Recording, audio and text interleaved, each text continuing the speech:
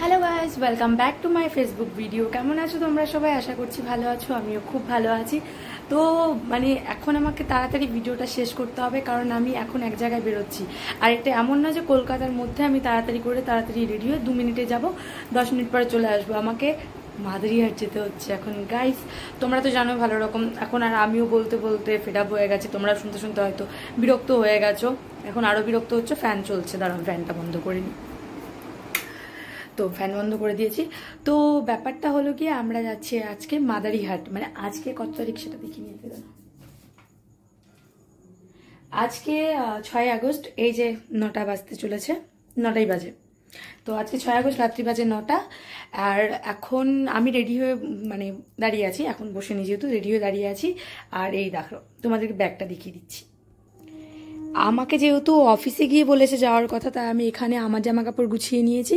আর ওর কিছু জামা কাপড় এখানে বের করে রেখেছি, আর বাকিটা ও এসে গোছাবে। তো ও আসলে তারপরে জামা কাপড় ব্যাগে ঢোকাবো, তারপরে বাড়ি থেকে বেরোবো আমরা। জানি না এত রাতে যাবো কি করে, সেটা ও জানে। আর ও অফিস থেকে হয়তো বেরিয়ে গেছে, বাড়িতে চলে আসবে আর একটু সময়ের মধ্যে। আর আমাকে অফিসে গিয়েই ফোন করে বলেছে, অফিসে গিয়ে বলতে অফিসে থাকাকালীন ওই বিকেল 3টে সাড়ে 3টে নাগাদ ফোন করে বলছে মাদারিহাট যাবি? তো আমি বললাম যে এখন মাদারিহাট? আমি ভাবছি ও মজা করছে। আবার একটু একটু আশা ছিল, কারণ আমাদের তো হুট করেই প্ল্যান হয়। তো আমি বললাম কবে? বললো কালকে। আমি বললাম বাড়িতে আয় কাল সকালবেলা, তারপরে দেখা যাক, রাতের ট্রেন হবে। ও বলছে না না, তুই একটু ব্যাগ ট্যাগ গুছিয়ে রাখ। আবার সন্ধ্যেবেলা ফোন করে বলছে আমাকে যে আমরা আজকেই যাব রাতের ট্রেনে। ওই কটার একটা ট্রেন আছে জানি না, এর আগেও গেছি একবার হয়তো আমি। আমরা হুট করে যেহেতু প্ল্যান করি, এর জন্য আমাদের কোনো ঠিক থাকে না কখন কিসে যাব। তো ও আসছে, ফোন করেছিলাম, ও বললো রাস্তায় আছে, তুই রেডি হয়ে দাঁড়িয়ে থাক। তো আমি রেডি হয়ে গেছি। আর রাতে আমি তেমন কিছু খাইনি, বাইরে গিয়ে খেয়ে নেবো। এখন ম্যাগি খেয়েছি, আর 2টো ম্যাগি খেয়েছি, আমার পেট ভরে গেছে। আর আমি আমার জামা কাপড় গুছিয়ে নিয়েছি, আমিও পুরো রেডি।